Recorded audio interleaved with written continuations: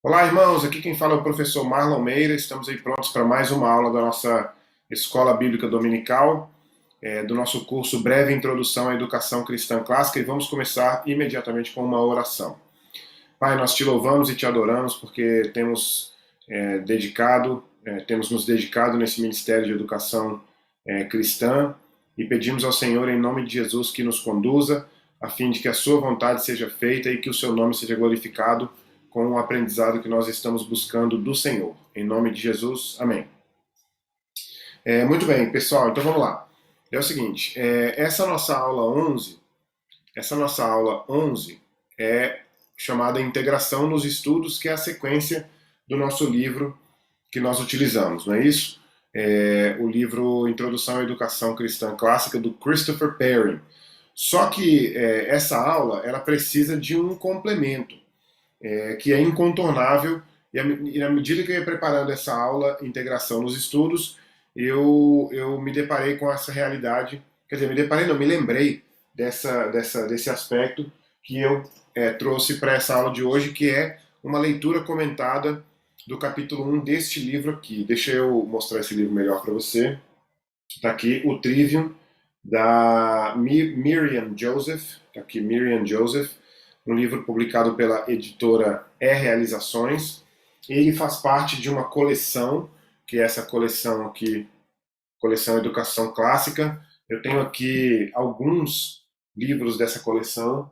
Então aqui, Como Ler Livros é dessa coleção, Como Educar Sua Mente é dessa coleção. Aliás, esse aqui é Como Pensar sobre as Grandes Ideias. Como Educar Sua Mente também é dessa coleção. Deixa eu ver se tem algum outro. Eu acho que não tem nenhum outro aqui. Mas tem esse outro aqui também, que é o Quadrivium, certo?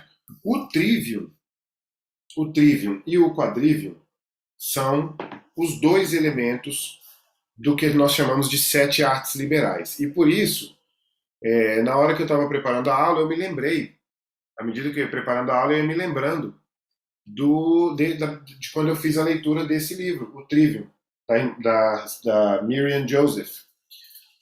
E à medida que eu ia iniciando a preparação da aula e lembrando das características do primeiro capítulo desse livro, eu pensei, bom, então eu acho que a melhor coisa a fazer é fazer uma leitura comentada do primeiro capítulo, que é exatamente o capítulo que tem o título as Artes Liberais.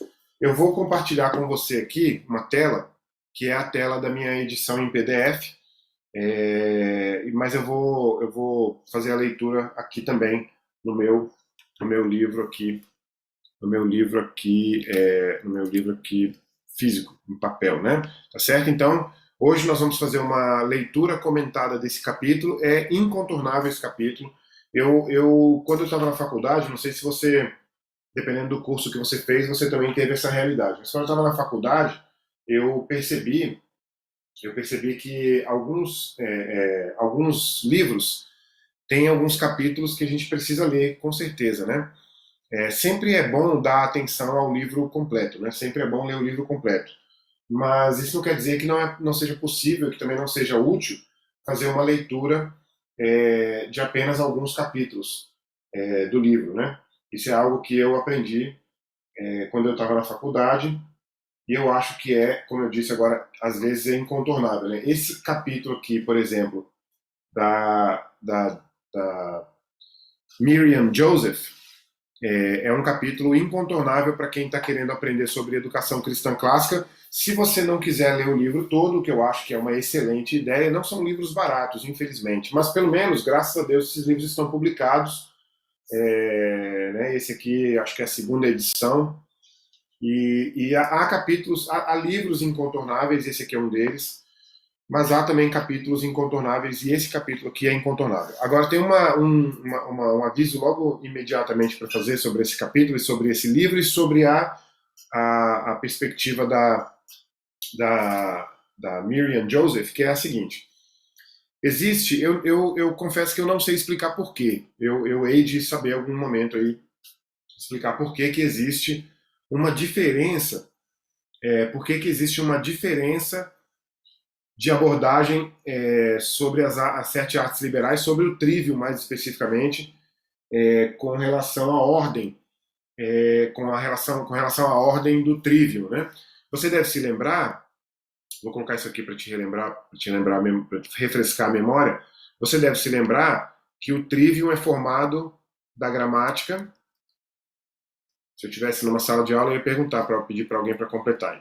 Se você quiser apertar o pause e completar, o trivium é formado pela gramática por três estágios, por isso trivium, né, 3 vias, sendo o primeiro estágio a gramática, o segundo a lógica, e temos visto isso nas aulas, né, e o terceiro estágio a retórica, não é isso? Certo, beleza, até aí tudo bem. Só que essa ordem aqui é uma ordem que normalmente é diferente é diferente como é que eu posso dizer isso? Na orientação católica ou na história ou na perspectiva católica. Por alguma razão que eu ainda realmente pretendo entender melhor, que não está muito clara, não está exatamente clara e pelo menos não está também muito justificada, na perspectiva católica, a ordem é a gramática, a retórica e a lógica. Como nós somos protestantes, evangélicos, e nós tendemos a seguir a nossa orientação do trivium a partir. Deixa eu ver como é que eu aperto aqui. A partir. A nossa renovação da educação clássica no seio da igreja protestante, né, da igreja evangélica, tem tido a sua origem, tem reconhecido a sua origem lá na Dorothy Sayers. Então, o que acontece? A Dorothy Sayers, ela entendia o trivium nessa ordem aqui. Certo? Vou até apagar isso aqui e colocar junto aqui. A Dorothy Sayers entendia o trivium nessa ordem aqui, certo? Que é a gramática, a lógica e a retórica. E ela explica isso, obviamente, do ponto de vista pedagógico, do ponto de vista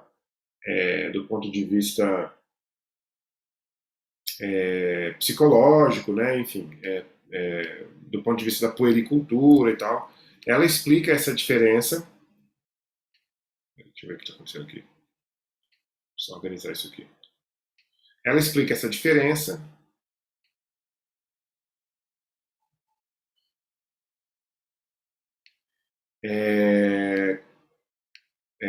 Ela utiliza essa ordem, quer dizer, com base na psicologia e na pedagogia.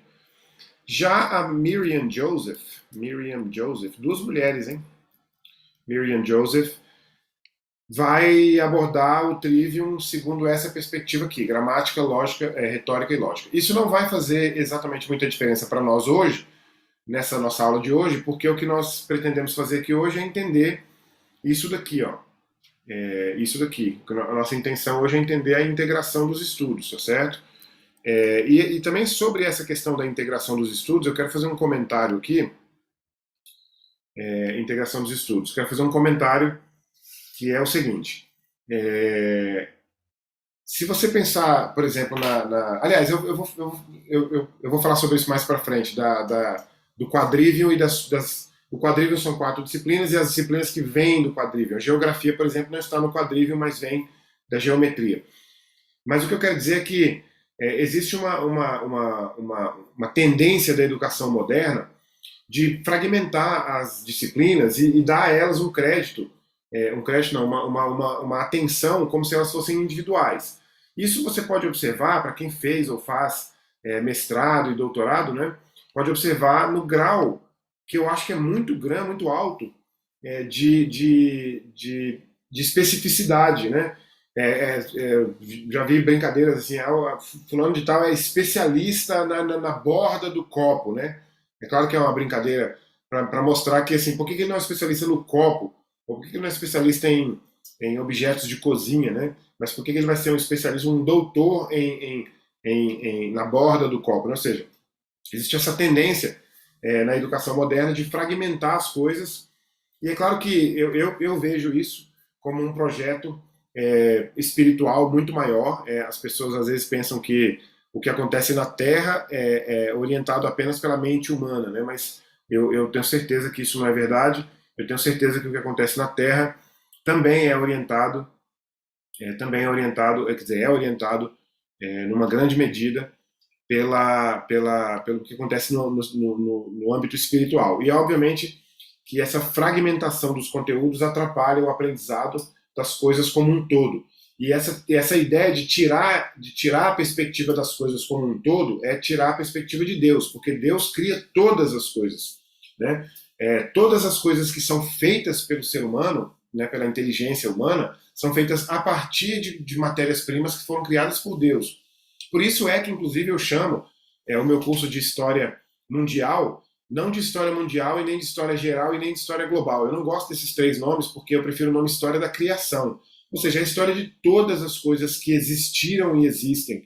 Né? E, inclusive, do ponto de vista espiritual e cristão e bíblico, é possível que a gente, inclusive, trace uma história baseada, é claro, nas profecias do Apocalipse.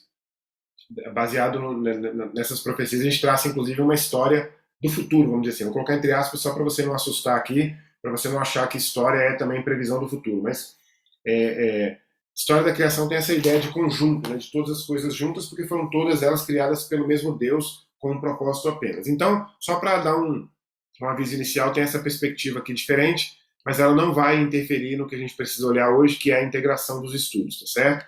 Então vamos lá então.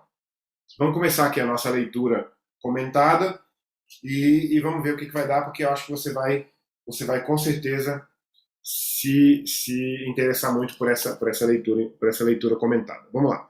As artes liberais, as artes liberais denotam os 7 ramos do conhecimento que iniciam o jovem numa vida de aprendizagem. O conceito é do período clássico, mas a expressão e a divisão das artes em trivium e quadrivium datam da Idade Média. O trivium e o quadrivium. O trivium, e aí vem uma nota de rodapé aqui, trivium significa o cruzamento e a articulação de 3 ramos ou caminhos, e tem a conotação de um cruzamento de estradas, acessível a todos. Quadrivium significa o cruzamento de 4 ramos ou 4 caminhos, certo? Então, só para você ter uma ideia do que significa a palavra do ponto de vista da origem dela latina, né? O trivium inclui aqueles aspectos das artes liberais pertinentes à mente. Aqui já começa, olha, eu quero que você tenha muita atenção a essa aula. E eu quero que você faça uma prática hoje, que geralmente eu faço também, que é a prática de voltar o vídeo, ali 10, 15, 30 segundos, se você perder alguma parte, tá certo? Porque cada detalhe aqui é muito importante. Então, o trivium inclui aqueles aspectos das artes liberais pertinentes à mente. O quadrivium, aqueles aspectos das artes liberais pertinentes à matéria. Olha, isso é absolutamente sensacional, porque se você pensar bem, todo o nosso aprendizado precisa ter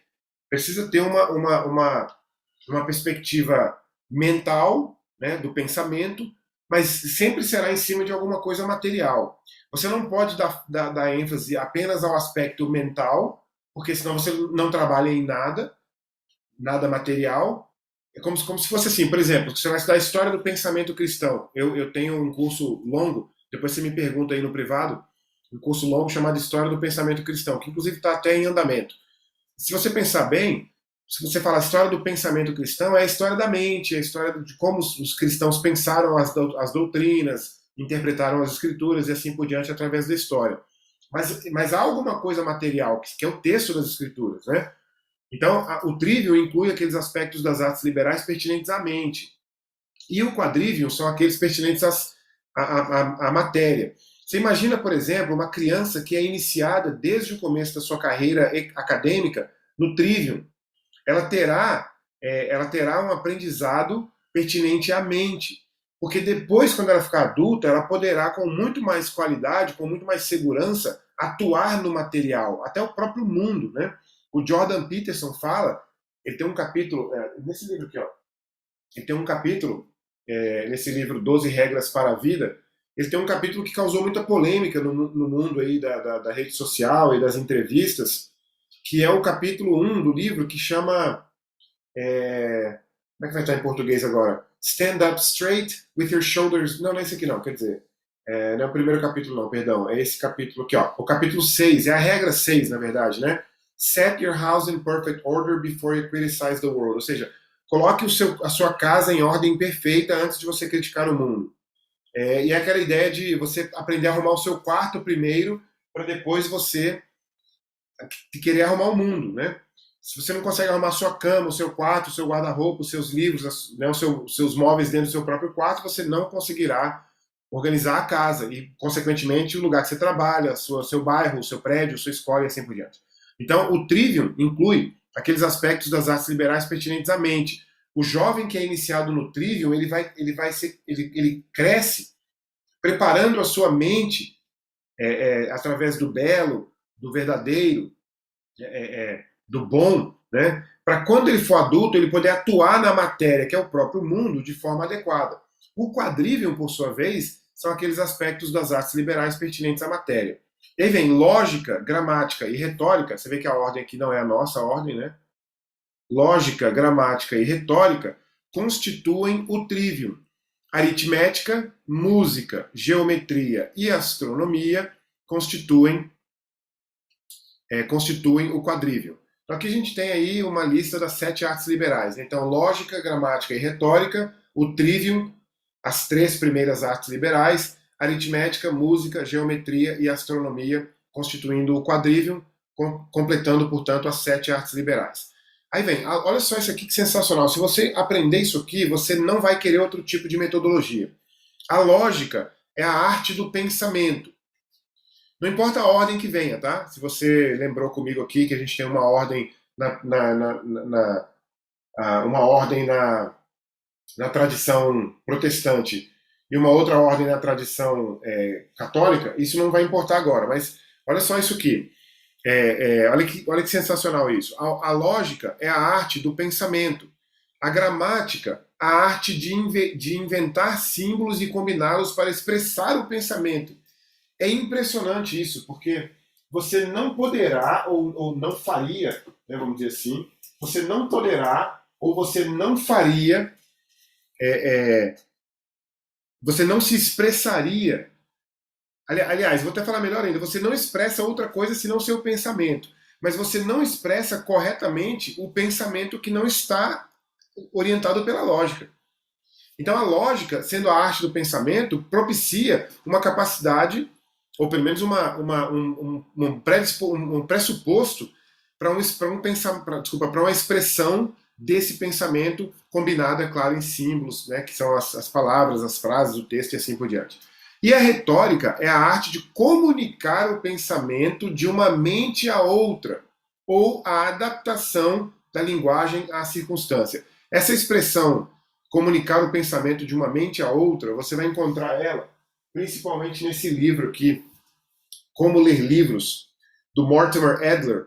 O Mortimer Adler tem essa ideia que, quando eu li pela primeira vez, eu achei impressionante, de forma até assustadora, porque eu não estava acostumado com esse tipo de linguagem, mas ele diz que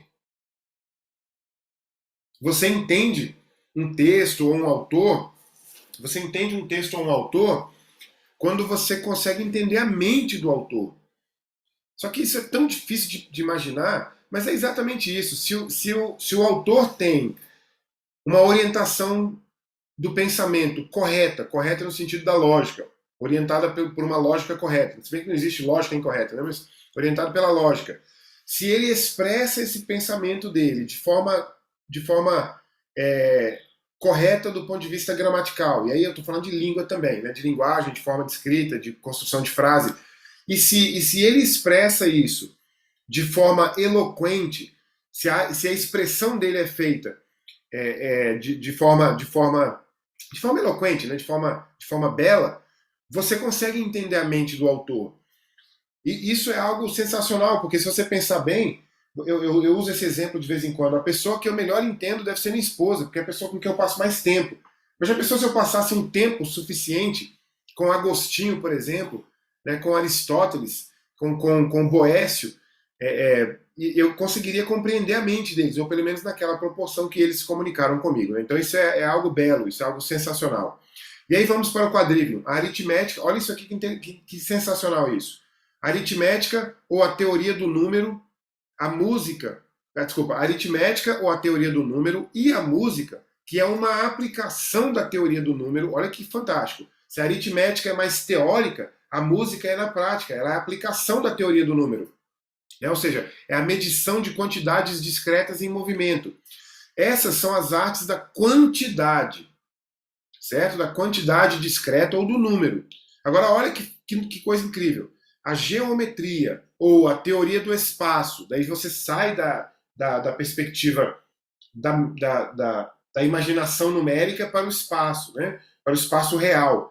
A geometria, ou a teoria do espaço, e a astronomia, que é uma aplicação da teoria do espaço, porque você está imaginando espaço no sentido de que os astros estão colocados no lugar adequado, numa determinada distância, e cada um tem a sua função e a sua atuação. Então a geometria, a teoria do espaço, e a astronomia, que é uma aplicação da teoria do espaço, são as artes da quantidade contínua, ou da extensão. Então só esse parágrafo aqui, dá para nós uma dimensão impressionante do que vem a ser as artes liberais, o trivium e o quadrivium, certo? Mas ainda há coisas muito mais interessantes aqui nesse texto. O trivium, aí vem um quadro aqui, o trivium, as três artes da linguagem pertinentes à mente. Quais são elas? A lógica, que é a arte do pensamento, a gramática, que é a arte de inventar e combinar símbolos, e a retórica, que é a arte de se comunicar. O quadrivium são as quatro artes da quantidade pertinentes à matéria. E aí a gente tem a quantidade discreta ou número, que é orientado pela aritmética, que é a teoria do número, e a música, que é a aplicação da teoria do número, e você tem a quantidade contínua ou extensão, que é a geometria sendo a teoria do espaço, e a astronomia sendo a aplicação da teoria do espaço. Essas são, portanto, as 7 artes liberais. Se eu parasse por aqui, já seria suficiente para você ter uma percepção muito útil, ou pelo menos muitíssimo reflexiva do que significa as artes liberais. O que eu quero dizer, o meu objetivo com essa leitura, eu posso fechar esse objetivo aqui agora, mas eu vou continuar a leitura. O meu objetivo com essa leitura é que você compreenda a importância disso aqui, ó, da integração dos estudos. É que você compreenda como que é estranho, por exemplo, uma escola colocar, por exemplo, um professor para geometria, outro para aritmética, outro para, enfim, eu não me lembro agora os nomes das matérias na escola, mas um professor para cada matéria, uma matéria para cada parte, separado essas matérias, fragmentadas. Ou então em língua portuguesa, colocar um professor para dar gramática, outro para dar redação, outro para dar história da literatura ou a literatura em si. Então essa percepção, por exemplo, um professor para dar história do Brasil, outro para dar história mundial, né? Que sentido faz você separar a história do Brasil da história mundial? Aliás, eu, por exemplo, sou professor de história mundial e de história do Brasil, e eu sei que os meus alunos de história do Brasil entendem, por exemplo, a vinda da coroa portuguesa para o Brasil, ou quer dizer, vou até começar de outro jeito, não conseguem compreender a vinda da coroa portuguesa para o Brasil enquanto não entendem o que está acontecendo na Europa desde a Revolução Francesa. Né? A Revolução Francesa, as guerras napoleônicas e assim por diante. Né? As alianças entre, por exemplo, a Inglaterra e Portugal, em detrimento das alianças entre Espanha e França. Ou seja, não dá para separar essas coisas, né? Você pode até fazer isso em muitos anos, né? E deve fazer, mas eu não entendo por que separar, por que fragmentar, por que compartimentalizar essas coisas, né? Isso é exatamente uma perspectiva da educação moderna, diferente da perspectiva da educação clássica. Essas artes da leitura, da escrita e do cálculo formaram a base tradicional da educação liberal, cada uma constituindo tanto um campo do conhecimento, quanto a técnica. Olha que sensacional! O campo do conhecimento e a técnica para adquirir esse conhecimento. Porque aliás, a palavra técnica aqui, ela não é gratuita. A palavra técnica que vem do grego técne, que é a palavra que para latim foi traduzida como arte. Então, a gente pensa em arte, eu não tenho autoridade para falar sobre arte, mas eu tenho essa percepção de que a arte não é uma expressão qualquer da mente de uma pessoa. Porque a arte tem técnica. Eu estou até assistindo algumas lives do professor Luiz Carreira, e ele vem dizendo, inclusive pretendo ler o livro dele lá sobre o Van Gogh, e ele vem dizendo que o Van Gogh não era um artista por acidente, a capacidade artística dele não caiu no colo dele, ele não acordou numa manhã e teve uma epifania artística. ele tem técnica, ele tem método, ele tem esforço, ele tem perseverança, né? Porque tem técnica, ou seja, é, é, é, você tem um campo do conhecimento e uma técnica para adquirir esse conhecimento, né? Então essas são as artes liberais, essas são as 7 artes liberais. O grau de bacharel em artes é conferido àqueles que demonstrem a proficiência requerida nessas artes. O grau de mestre em artes àqueles bacharel e mestre. O grau de mestre em artes àqueles que demonstram a proficiência maior que a requerida. Ou seja, você é um bacharel quando você alcança, por exemplo, o trívio, né? Você se torna um mestre quando você alcança o quadrívio, que é mais do que a base, vamos dizer assim, né? Hoje, como em séculos passados, o domínio das artes liberais é amplamente reconhecido como a melhor preparação para o estudo nas escolas de formação profissional, tais como as de medicina, direito, engenharia ou teologia.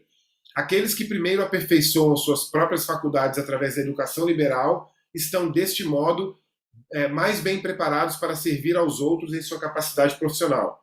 Como eu falei agora há pouco, né? Você é formado nas artes da mente e depois você atua corretamente com a técnica nas artes da matéria, né? As 7 artes liberais diferem essencialmente das muitas artes ou ofícios utilitários, tais como carpintaria, alvenaria, vendas, impressão, edição, serviços bancários, direito, medicina ou o cuidado das almas. E das 7 belas artes, arquitetura, música instrumental, escultura. Por isso que a gente acha que música é uma coisa e a gente nunca sabe que música tem uma outra conotação também, né? Fora das 7 belas artes, ela vai ter uma conotação, uma característica do quadrívio das artes liberais, né? A escultura, pintura, literatura, teatro e dança. Pois tanto as artes utilitárias como as belas artes são atividades transitivas. Olha como isso é impressionante. Enquanto a característica essencial das artes liberais é que elas são atividades imanentes ou intransitivas. É por isso que a gente erra com a educação. Por isso que a gente erra com a educação. Porque a gente considera a educação como um meio. Mas a educação não é o meio. A educação é o fim em si mesmo. É claro que se você pensar, por exemplo, que alguém precisa de uma profissão e poderia, eu não concordo, mas poderia aprender essa profissão através da escola, aí sim você poderia colocar a educação como meio. Mas a educação é o fim, a vida é a educação. Você não deixa de aprender, não deixa de se educar. E por isso que ela é uma atividade imanente ou intransitiva. Você não se educa para os outros. Ontem eu ouvi, inclusive, numa entrevista do Rodrigo Gurgel com o próprio Luiz Carreira, que eu mencionei agora há pouco, exatamente isso. Você não tem que ler para ninguém, você não tem que ler por causa de alguém, você não tem que ler a lista que a pessoa te ofereceu. Eu sou uma pessoa que considero listas algo importante, mas é porque algumas pessoas, e eu, por exemplo, preciso de alguma orientação de quem entende melhor do que eu. Mas eu não leio para os outros, eu leio para mim, eu aprendo para mim. Como fim em si mesmo, né? Não como meio. Né? Não como atividade transitiva que alcança alguém. Né? É claro que eu posso alcançar alguém com o meu conhecimento, mas a educação não deve ser considerada como um meio. Ela é o próprio fim. Né? Aliás, quem diz isso é o Monir Nasser, o Luiz Monir Nasser, é Luiz, né? O Luiz Monir Nasser diz isso, só confirmar o nome dele aqui. É Luiz mesmo. Eu não gosto de errar o nome, porque. Não, não era Luiz, tá vendo? José, tô com o nome Luiz Carreira na cabeça. José Monir Nasser. Ele diz isso numa das suas palestras, ele diz que a educação é um fim em si mesmo, né? Ou seja, você se educa para si mesmo. Né? Enfim, o artista utilitário produz utilidades que atendem às necessidades do homem. O artista de uma das belas artes, se for de superlativa categoria, produz uma obra que é algo de belo e uma alegria para sempre. Inclusive é uma citação isso de quem? Do John Keats, do poeta, né? E que tem, do poeta inglês, e que tem o poder de elevar o espírito humano. No exercício tanto das artes utilitárias quanto das belas artes, ainda que a ação comece no agente, ela sai do agente e termina no objeto produzido, tendo usualmente um valor comercial. Portanto, o artista é pago pelo trabalho ou pela obra. No exercício das artes, agora comecei a arrepiar. No exercício das artes liberais, todavia, a ação começa no agente e termina no agente, que é aperfeiçoado pela ação. É como se eu fosse o próprio objeto da minha educação. Eu me educo. Eu ajo buscando a educação e eu sofro a, a, a ação como, né, como passivo, como paciente. Né? Eu sou o agente e o paciente dessa ação da educação. Aliás, esse é o título, Como Educar Sua Mente, né? Que veio para português, da Susan Bauer, veio como Educar Sua Mente. Em inglês, o título original é A Mente Bem Treinada, A Mente Bem Educada, né? Mas o título em português também, apesar de não ser o mesmo, não é ruim. Portanto, cadê? Aqui, ó, ele é aperfeiçoado pela ação. Consequentemente, o artista liberal, longe de ser pago pelo seu trabalho árduo, do qual, aliás, é o único a receber todo o benefício. Como que eu posso ser pago para um trabalho que vai ter benefício só para mim, né? Usualmente pagam um professor para que este lhe dê a instrução e o guiamento necessários na prática dessas artes liberais. Figuras como, por exemplo, o Olavo de Carvalho, o professor Olavo de Carvalho, e o projeto que eu tenho para um curso mais longo de História da Criação, são situações em que você paga um tutor que vai te orientar durante uma série de anos. Eu, por exemplo, acho interessante como que a gente comprou a ideia de que a gente vai para a faculdade e aprende com dezenas de professores, vários professores diferentes, quando na verdade, por exemplo, eu fico imaginando uma comparação com um concurso público tal como o concurso de admissão à carreira diplomática, em que o diplomata é um intelectual, ele tem um domínio da língua portuguesa, tem um domínio de geografia mundial e assim, humana e física, tem um domínio de economia, tanto macro quanto microeconomia, tem um domínio de história do Brasil, história mundial, tem domínio de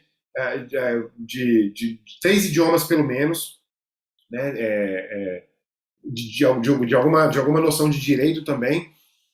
E aí uma pessoa vai dar aula para você e você fala assim, mas eu vou procurar um professor de história do Brasil, de história internacional. Ora, essa pessoa, ela passou num dos concursos mais difíceis que existe e ela consegue ter o domínio nessas áreas todas, né? Então ela é a pessoa adequada para ser o seu tutor em todas as áreas desse objetivo, né?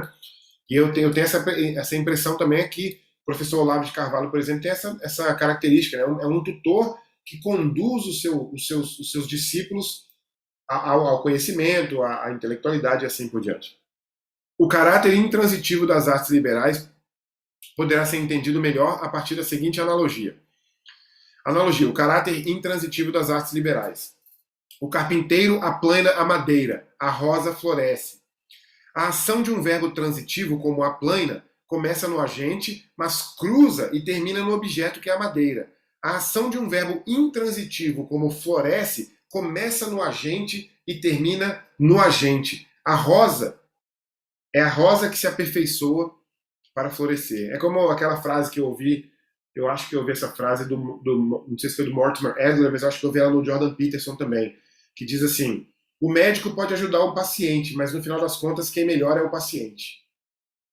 Né? Eu acho que isso é uma percepção do Sócrates na própria República. Na República, eu acho que o Sócrates fala sobre isso, sobre criação de cavalos, né? O criador de cavalos cria os cavalos, mas no final das contas são os cavalos que crescem e se desenvolvem, né? Sensacional, né?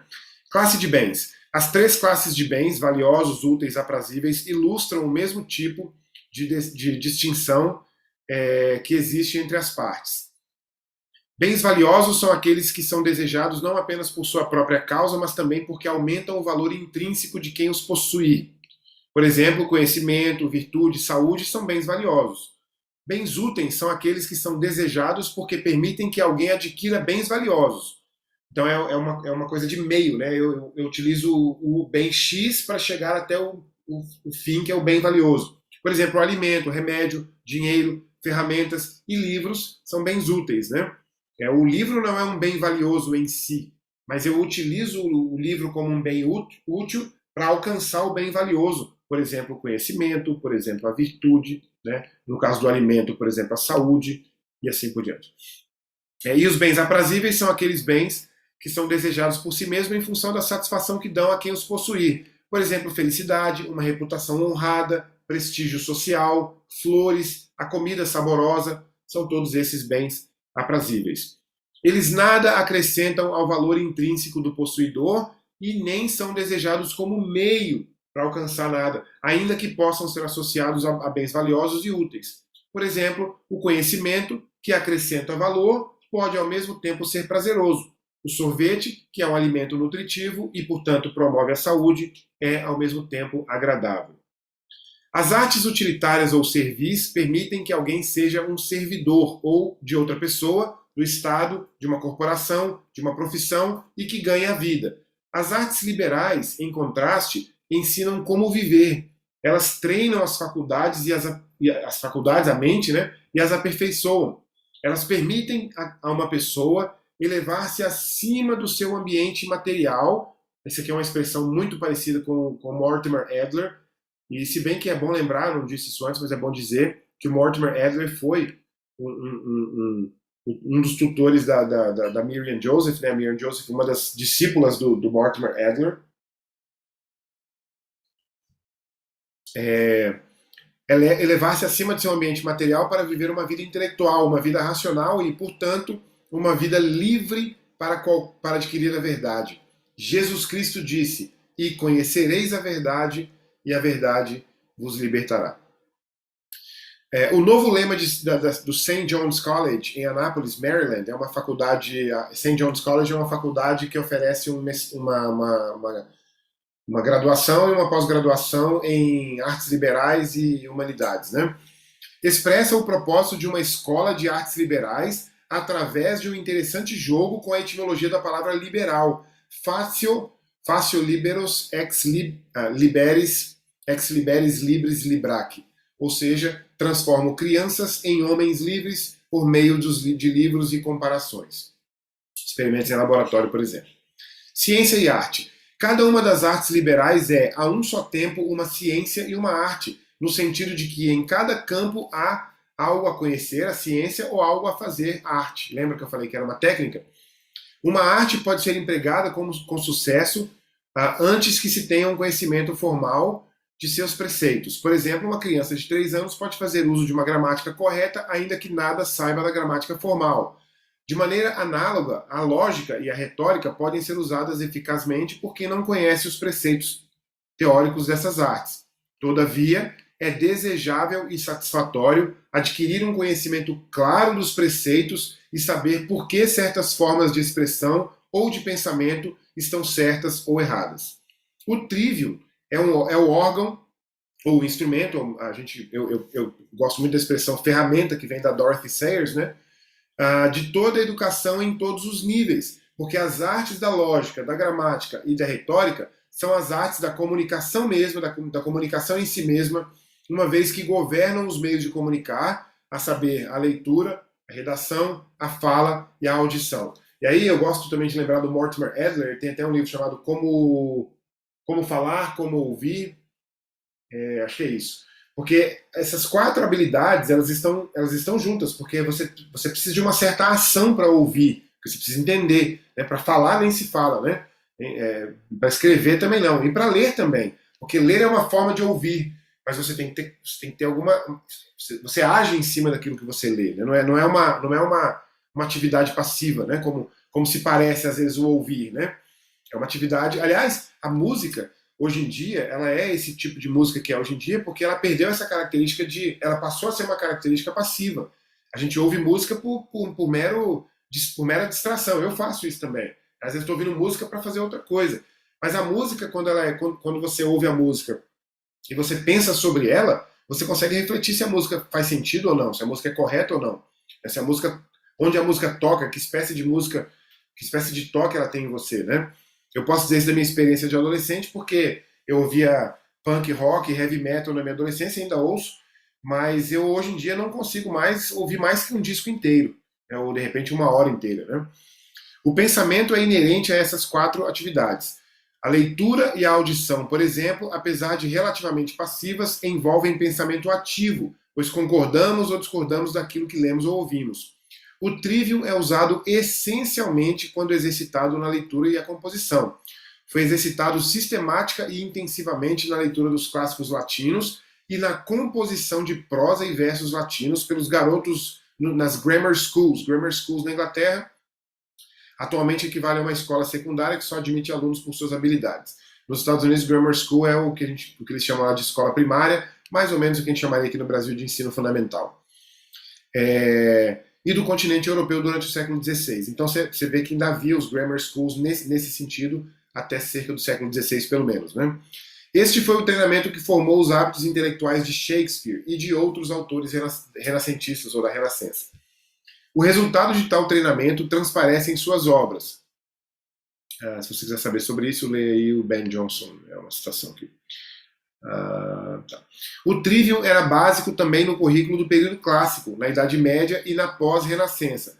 Veja que a Renascença são os séculos XV e XVI, e pós-Renascença é o limite dos clássicos, né? Desculpa, o limite da educação clássica, porque depois do Iluminismo ela vai perdendo, até que se perde por quase completamente o seu caráter, a sua característica. Né?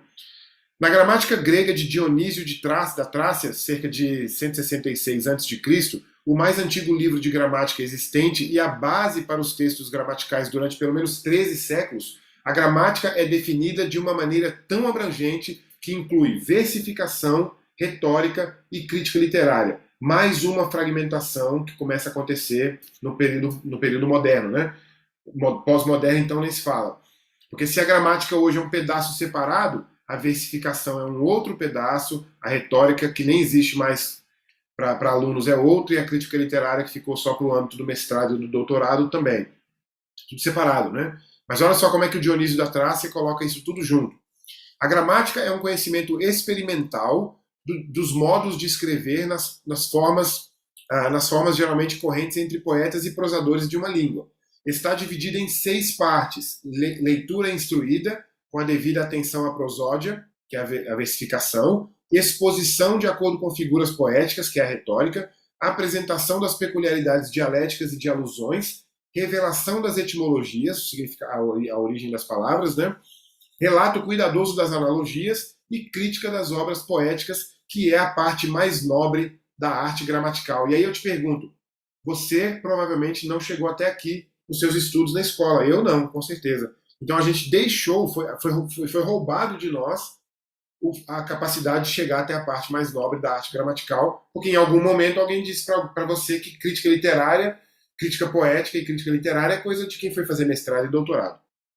Se a gente fosse bem instruído na escola, todo mundo sairia de lá como um crítico literário. Né? Uma vez que a comunicação envolve o exercício simultâneo da lógica, da gramática e da retórica, estas artes são as artes fundamentais da educação, de ensinar e de ser ensinado. Consequentemente, devem ser praticadas simultaneamente pelo professor e pelo aluno. O aluno deve cooperar com o professor, mais uma vez o Adler. Ele deve ser ativo e não passivo. O professor pode estar presente direta ou indiretamente, mais uma vez o Adler. Por exemplo, o livro. O livro é um professor indireto, né? Ele não está aqui presentemente. Quando alguém estuda através de um livro, vem bem aqui na frente, o autor é um professor presente indiretamente. A comunicação, de acordo com a etimologia da palavra, resulta em algo que é possuído em comum. É uma unicidade compartilhada. Eu e o autor. Eu sou o leitor e o autor. A comunicação tem lugar somente quando duas mentes realmente se encontram. Se o leitor ou o ouvinte recebe as mesmas ideias que o escritor ou o emissor deseja transmitir, ele as entende, ainda que delas possa discordar. Olha isso, hein? Olha isso. Se ele não recebe ideia alguma, nada entende. E, aliás, lembra daquele texto bíblico? A fé vem pelo ouvir e ouvir a palavra de Deus. Se você nem ouve a palavra de Deus e nem lê, você não tem fé. Se você nem estuda e nem lê, você não entende. Você não recebe ideia alguma, você não entende nada. Então, por isso que quando você vai discutir... Quer ver um exemplo? Alguém começa a discutir justiça com você. A primeira coisa que você tem que perguntar para essa pessoa é: quantos livros sobre justiça você leu? E, aliás, você tem que perguntar para ela: você poderia me dizer qual foi o primeiro livro, o livro fundamental, fundante, básico, para estudar a justiça? Se ele não disser para você que é a República do Platão, você não precisa nem continuar conversando com ele, porque ele não recebeu ideia alguma. Ele não entende sobre justiça. Né? Se recebe ideias diferentes, entende mal. Os mesmos princípios de lógica, gramática e retórica guiam o escritor, o leitor, o emissor e o ouvinte. Certo? Eu vou encerrar esse vídeo aqui agora. Esse vídeo aqui agora vai ficar considerado como a parte 1 da leitura comentada e já vou iniciar aqui o vídeo 2. O vídeo 2. Já vou iniciar aqui o vídeo 2 para você continuar logo daqui a pouco, ou então na semana que vem, ou enfim, tá certo? Então eu vou fazer uma oração aqui agora para a gente encerrar e já continuo na sequência no próximo vídeo o prosseguimento aqui, tá certo? Obrigado, Senhor, por essa primeira parte dessa aula tão importante, que é uma leitura comentada desse texto da Miriam Joseph. Obrigado, Senhor, pelas pessoas que o Senhor tem separado através da história. Obrigado, em nome de Jesus, pelo renascimento da educação cristã clássica nos Estados Unidos e agora no Brasil. Obrigado pelas pessoas que estão hoje estudando, ensinando, aprendendo. Obrigado pelos meus alunos aqui, Senhor, que fizeram a opção de estudar comigo aqui educação cristã clássica e que têm aprendido também. E eu peço ao Senhor, em nome de Jesus, Pai, que a cada dia mais e mais pessoas entendam o que é educação de fato, para que, obviamente, se posicionem, para que, obviamente, não apenas recebam e busquem essa educação real e verdadeira, mas que apliquem também, Senhor. Essa é a nossa oração, em nome de Jesus. Amém. Então tá certo, vou encerrar esse vídeo aqui e logo mais você pode vir para o próximo, tá certo?